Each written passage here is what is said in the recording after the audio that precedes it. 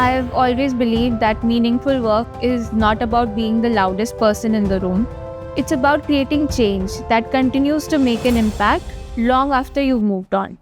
One thing I strongly believe is that if you want to reach the next level, you have to start behaving like you're already there. Titles don't create ownership. Ownership creates titles. I've never believed in doing only what's expected of me. The extra mile is where the growth happens. One habit that has stayed with me throughout my journey is mindfulness. It helps me stay present. It reminds me not to take every setback personally. Because when you stop reacting emotionally, you start responding thoughtfully. This year challenged me in ways I did not expect. My background is in finance, but stepping into HR excellence felt like stepping into a completely unfamiliar territory. There were moments of self-doubt. There were moments where I questioned myself whether or not I belong here.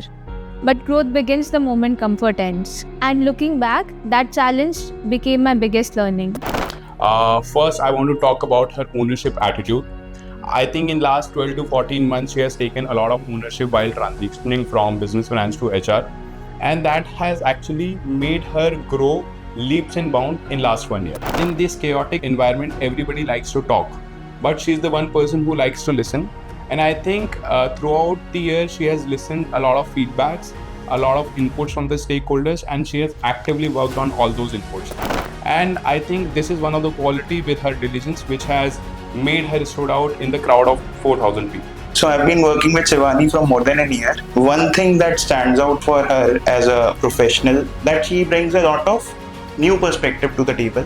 She brings an outside-in perspective for us, for executing HR projects and marrying it with the business, so that at the end of the day, whatever is getting delivered, it adds value to the business, it adds value to the organization. 10 years from now, I don't want people to remember me by my designation. I want them to remember me as someone who believed in them, someone who helped them grow and become more than what they thought they could be. Shivani, I think you have worked very hard for this and you have earned this.